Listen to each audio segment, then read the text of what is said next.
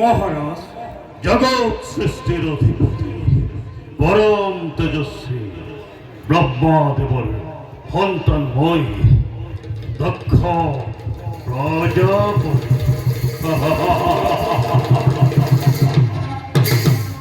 প্রযুক্ত চক্ষ রক্ষ নাগ নর গন্ধর্ব কেন্দ্র অকর মান্য করব ধৈর্যবান কিন্তু কিন্তু হেই জটাধারী নির্লজ্জ হংকরে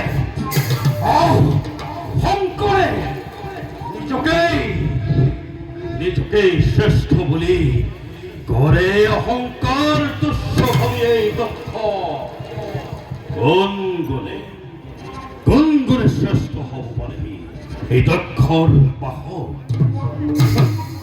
যেদিন দেখিব এই দক্ষর বিক্রম এই দিন বুঝিব এই দক্ষর কেমন শক্তি কেমন পরাক্রম।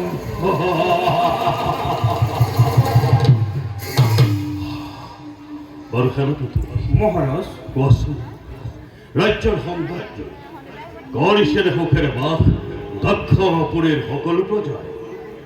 মহারাজ, বর্তমান রাজ্যের সকল প্রজারই মঙ্গল, সকল প্রজাই সুখে শান্তিরে পরিষেবাকে করে নাই কোনেও আমাকে শত্রুতাস্মরণে আর পরে যদি কোনো জনে শত্রুতাস্মরণে শিরশির করি তার করে বলে খণ্ডিতা করিবে তাকে অমের পাইত।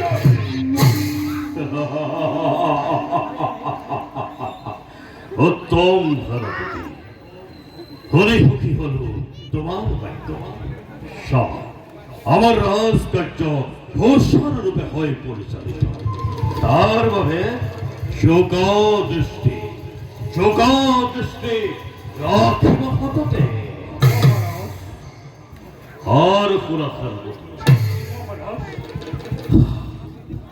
মোর অতি মরমর কন্যা প্রকৃতির আলা করলাম সতীর মই স্বয়ংবর কৰিছো আয়োজন সেই উপলক্ষে পৃথিৱীৰ বহু ৰজা মহাৰাজাক নিমন্ত্ৰণ জনাইছে সতী উলহ মালহেৰে সতীৰ স্বয়ংবৰ অনুষ্ঠিত হ'ব।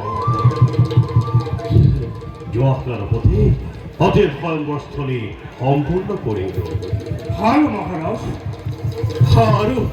আৰু শুনা সেনাপতি মহারাজ, আমার এই কার্য হব অতি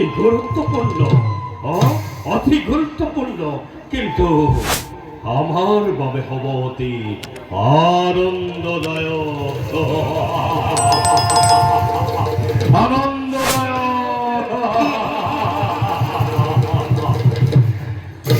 ওরা সেনাপতি এটি আমি নিজ কর্তব্য অগ্রহ।